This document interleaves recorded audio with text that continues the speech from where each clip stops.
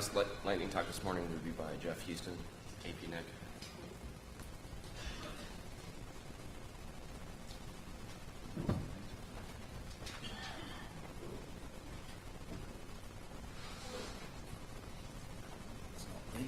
It's not.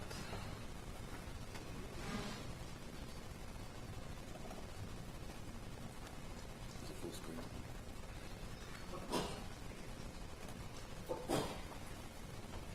Good morning. 10 minutes, right? Or 7, okay. So this is all about how well we're doing with IPv6. And this is work that I've done with George Michelson at AP NEC.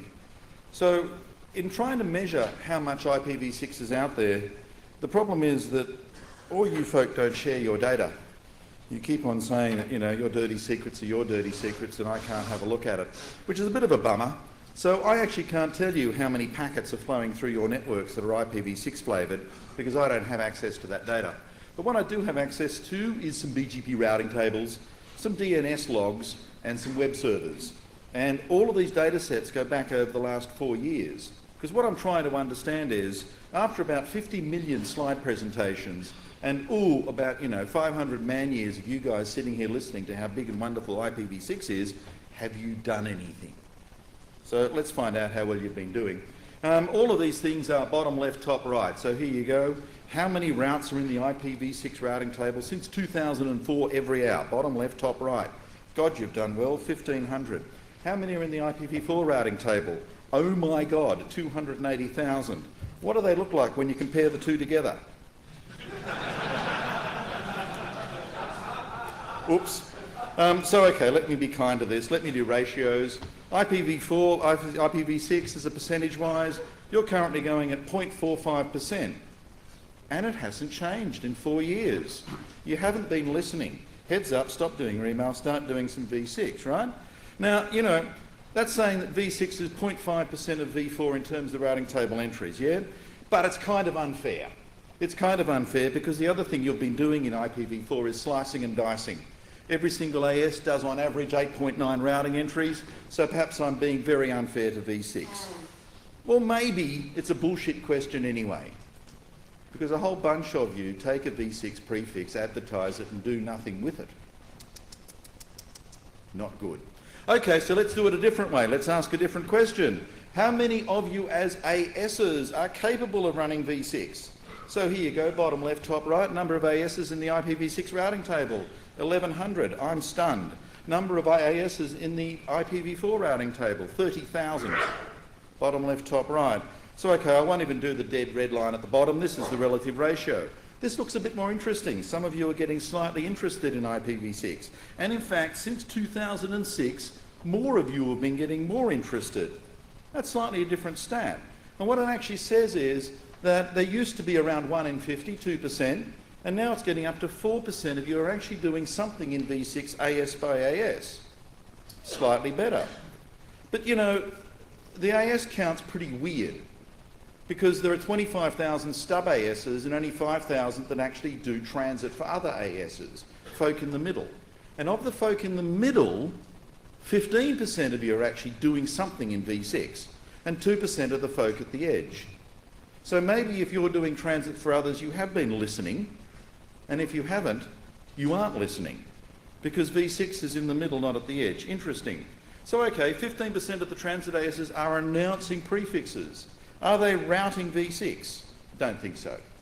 So I need to look a bit harder. Let's go and look at DNS. And what I'm really looking at is the reverse resolution.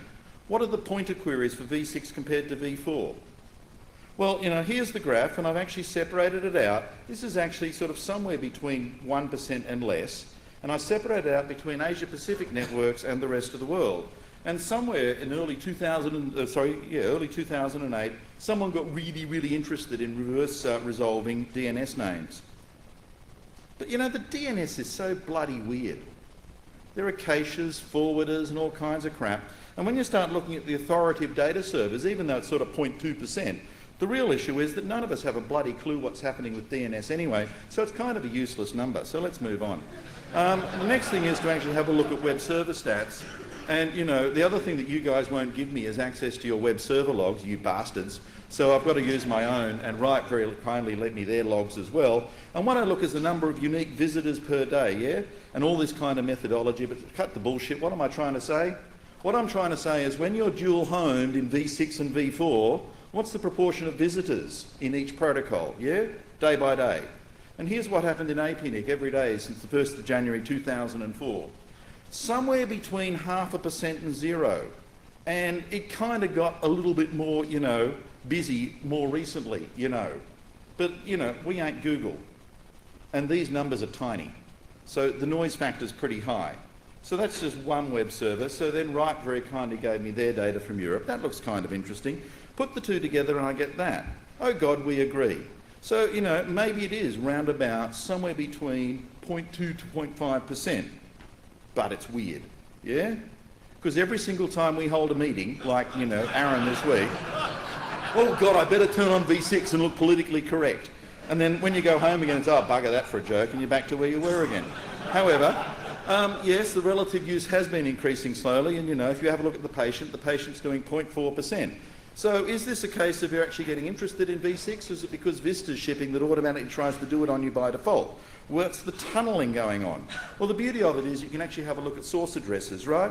And here's the 6 to 4 as a percent of all the V6, and here's the Teredo as a percent of all the V6. That Teredo figure is weird, because if that's Vista, it should never happen. Because Vista only uses Teredo as the absolute last resort when even V4 has failed, and this is dual homed. What are you guys doing with Teredo? It's not Vista, it's MyRado. It's all you Linux people out there. You're playing, aren't you? And you've been playing since, you know, late 2006. What does it look like? Well, I can try and smooth this around, but it's as noisy as hell. But what I can say is that still around 1/4 of all the visits to these sites are actually sitting there on tunnels. And that hasn't changed one little bit. So what's the kind of thing with this? Well, in the routing sense, in terms of ASs, around 1 in 6 of you are actually playing with V6 one way or another. But realistically, you know, the V6 out there on the net, around 4 parts per thousand. And quite frankly, that's exaggerating the number, because I'm undercounting V4. Because a huge number of you sit behind NATs, and I'm actually measuring the NATs, not the end hosts. And the other thing too is that, you know, like it or not, you know, no one actually really visits apnic.net. We're not the world's most exciting website, you know, dirty little secret. And, you know, the ones that do visit it are actually only tech weenies. So if I actually looked at some decent populist sites, my guess is the number of people actually out there in V6 is lower. Not 4 parts per thousand, I'll be generous, 2 parts per thousand. So what does that really say about the big picture?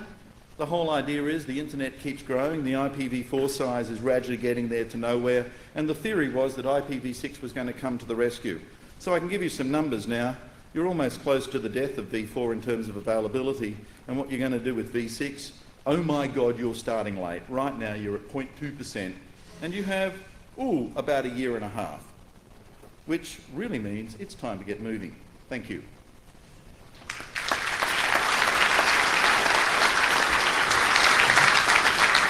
6 minutes and 35 slides. Very well done, sir. Todd Underwood, quick question on all of those graphs. The prefixes, the ASs, there's this weird dip/flattening for all of 2006. Yes. What was that? Well, you know, actually, as far as I can see, what happened is that the academic and research folk and a few others in 2004 really decided that that was the year of IPv6. And there was actually an extraordinary amount of effort in it. And was it the year of V6? It wasn't. It was not. Okay, thank you. It didn't happen. But a huge amount of effort actually from the research networks all over the world in this area actually pumped the numbers up for a while. And then they all lost interest. And around 2006, early 2007, it's kind of boring. And it's only more recently when these numbers about V4 exhaustion have actually said, oh my God, I won't be able to resign and run away from the problem. All of a sudden, where you're working now, the job you're in now is the problem. You actually have to solve it. You can't run away, is I suspect why there's more interest now. Hi, just a quick note. On 6606, we turned down the 6 bone, so that's If I go all the way back to in that slide, 2006. you'll see the 6 bone actually disappear. Yeah. Hi, Geoff, Roque from LACNIC here. We also measuring some of this stuff, and one of the interesting things we did is try to measure how many access to our registration system we have over V6 against over V4 to see how much our own community is using V6 to access to our own services. And we get something like 2 different V6 addresses per week, and they're normally our own. Yeah, but counting the geeks is kind of unfair. But it's still we just get our own addresses. Thank you. All right, next question. Gee, with as much as I had to drink last night, this looks pretty bad. Oh, really? I was just wondering if in the near future you see the possibility of a government bailout.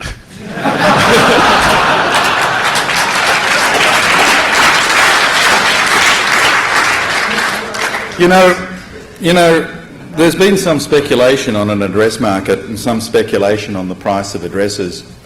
And one of the more wild estimates is that if you want a /8, it's going to cost approximately $700 billion. Thank you.